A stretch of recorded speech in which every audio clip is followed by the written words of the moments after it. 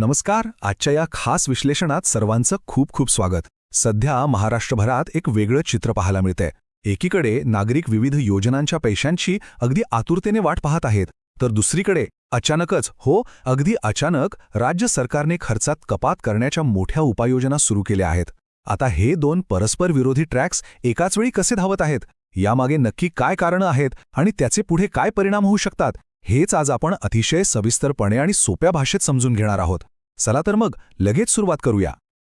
आजच्या विश्लेषणाची रूपरेषा अगदी थोडक्यात सांगायची तर आपण 4 मुख्य मुद्द्यांवर चर्चा करणार आहोत.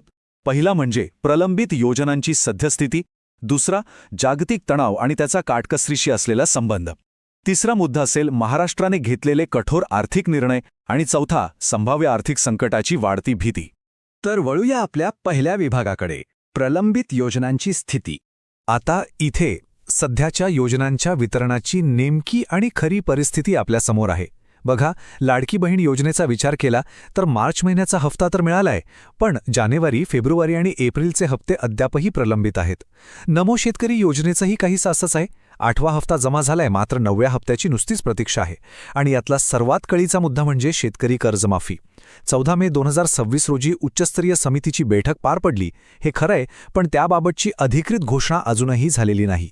विचार करा, महत्त्वाचा खरीप हंगाम अगदी तोंडावर आलाय आणि याचवेळी हा असा पैशांचा रखडलेला प्रवाह साहजिकच खूप मोठी चिंता वाढवणार आहे. आता पुढे जाऊया आपल्या दुसऱ्या विभागाकडे, विभाग 2, जागतिक तणाव आणि काटकसर. आता साहजिकच प्रश्न पडतो की अचानक ही काटकसर का? तर याचं एक महत्त्वाचं कारण जोडलेलं आहे थेट पश्चिम आशियामध्ये सुरू असलेल्या युद्धाशी.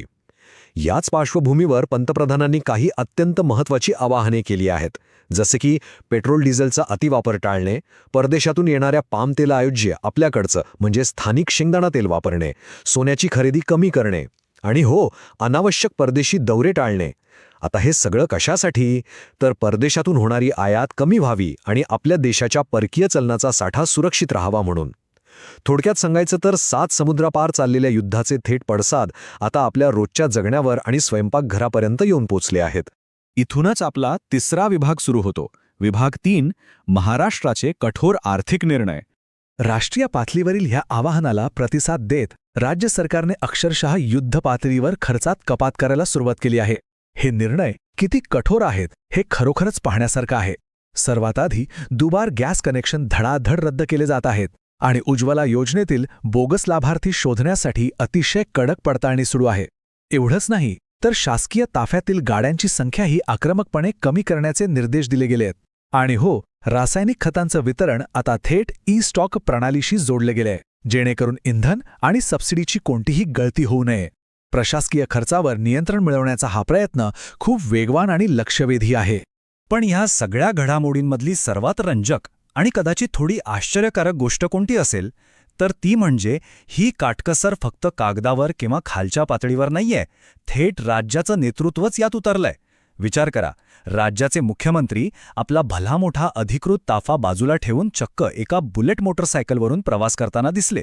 आणि केंद्रीय मंत्री नितीन गडकरी यांनी तर थेट बसमधून प्रवास केला. जेव्हा इतके मोठे नेते स्वतः असा साधेपणा आणि काटकसर अंगीकारतात, तेव्हा या संपूर्ण परिस्थितीचं गांभीर्य लगेचच आपल्या लक्षात येतं. आणि या सगळ्यावर कळस म्हणजे शासनाने केलेली ही एक अतिशय धक्कादायक घोषणा. सरकारने स्पष्ट शब्दात सांगितलंय की पुढील 6 महिने कोणतेही मोठे शासकीय कार्यक्रम आयोजित केले जाणार नाहीत. तब्बल 6 महिने. याला फक्त एकच अपवाद आहे, तो म्हणजे 15 मे 2026 रोजी साताऱ्यात होणारा एक पूर्वनियोजित कार्यक्रम.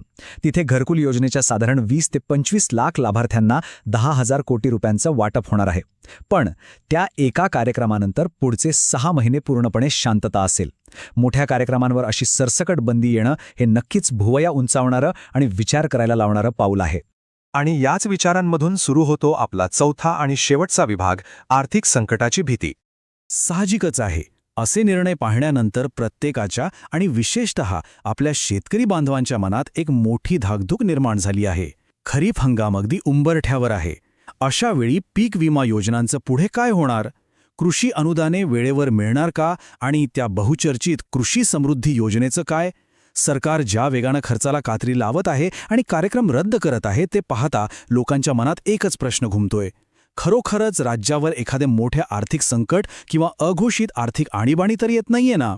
आणि मित्रांनो, नेमक्या याच टप्प्यावर संवाद सर्वात जास्त महत्त्वाचा ठरतो.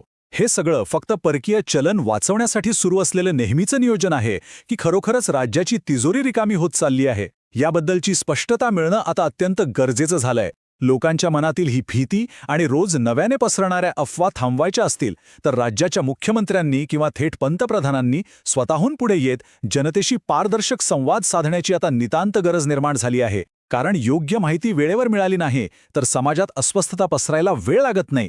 तर या संपूर्ण विश्लेषणाच्या शेवटी आपण एका अतिशय महत्त्वाच्या प्रश्नापाशी येऊन थांबतो.